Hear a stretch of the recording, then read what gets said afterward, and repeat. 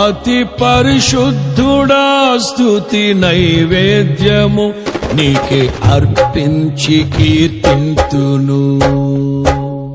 అతి పరిశుద్ధుడా స్తుతి నైవేద్యము నీకే అర్పించి కీర్తింతును.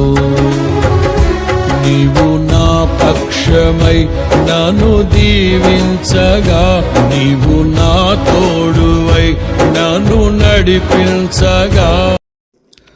ప్రభు అయిన యేసుక్రీస్తు అతి శ్రేష్టమైన నామంలో మీకు వందనములు. పరిశుద్ధ గ్రంథమైన బైబిల్ నందు మత్తయి సువార్త 7వ అధ్యాయము 19వ వచనంలో మనం ఈ విధముగా చదువుచున్నాం. మంచి ఫలములు ఫలింపని ప్రతి చెట్టు నరకబడి అగ్నిలో వేయబడును.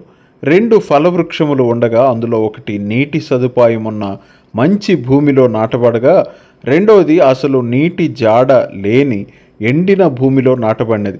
కావున మొదటి వృక్షము మంచి ఫలమీగా, రెండవది చెడ్డ ఫలమిచ్చినది. ఈ లోకము మనుష్యులు జీవించుటకు ఎటువంటి అవకాశం లేని ఎండిన భూమి వంటిది.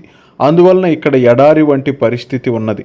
దుఃఖము, రోగము, ఇబ్బందులు మరియు కష్టాలు పాపమునకు కలిగిన పర్యవసానములై ఉండగా, దాన్ని బట్టి ప్రతిఫలంగా కలుగు ఫలములు చెడ్డవై ఉంటాయి.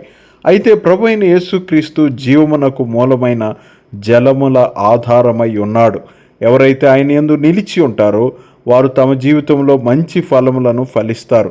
ఎందుకంటే ఎవరైతే ప్రభువైన యేసునందు విశ్వాసముంచుదరో వారు పాపమునకు క్షమాపణ పొందుతారు. మరియు వారి జీవితంలో ప్రేమ, సంతోషము, సమాధానము, దీర్ఘశాంతము, దయాళుత్వము, మంచితనము, విశ్వాసము, సాత్వికము, ఆశయ నిగ్రహము వంటి ఫలములు ఫలిస్తారు. ప్రభువైన యేసునందు నిలిచి ఉండటం అంటే ఆయన యందు విశ్వాసముంచి ఆయనను తమ జీవితంలో ప్రభువుగా, రక్షకునిగా స్వీకరించడం. అట్లు చేయడానికి దేవుడు మీకు సహాయము చేయునుగాక.